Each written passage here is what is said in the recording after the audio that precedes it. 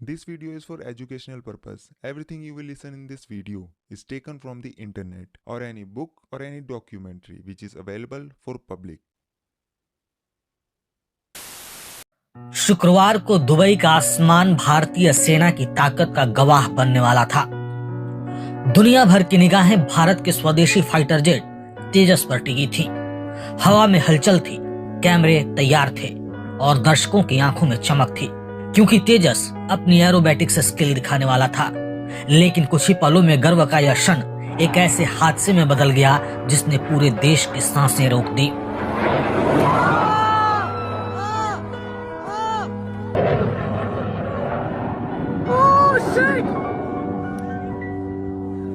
तेजस ने उड़ान भरनी शुरू की। हर मोड़ पर उसकी फुर्ती साफ नजर आ रही थी। लेकिन अचानक एक आवाज आई और देखते ही देखते आसमान में धुएं का काला गुब्बार उठने लगा। उसी वक्त देश ने अपने एक जाबाज पायलट को खो दिया। यह हादसा दुबई एयर शो की रौनक को मातम में बदल चुका था। जिस पायलट ने अपनी जान गंवाई उनका नाम था स्क्वाड्रन लीडर नमांश सयाल। हिमाचल प्रदेश के कांगड़ जिले का एक होनहार बेटा 34 साल की उम्र में देश की सेवा में शहादत दे गया। घर में पिता गगन कुमार जो एक रिटायर्ड प्रिंसिपल हैं और माँ वीणा देवी का सहारा नमांश थे। एक बहन है जो भाई की वापसी का इंतजार कर रही है, लेकिन अब वह इंतजार सिर्फ पार्थिव शरीर का है। नमांश की कहानी सिर्फ उनके बचपन से नहीं बल्कि उनके सपनों से भी जुड़ी है। आसमान से उनका रिश्ता बचपन से था। उन्होंने वर्दी पहनी और कसम खाई कि देश की रक्षा के लिए अपनी आखिरी सांस तक लड़ेंगे।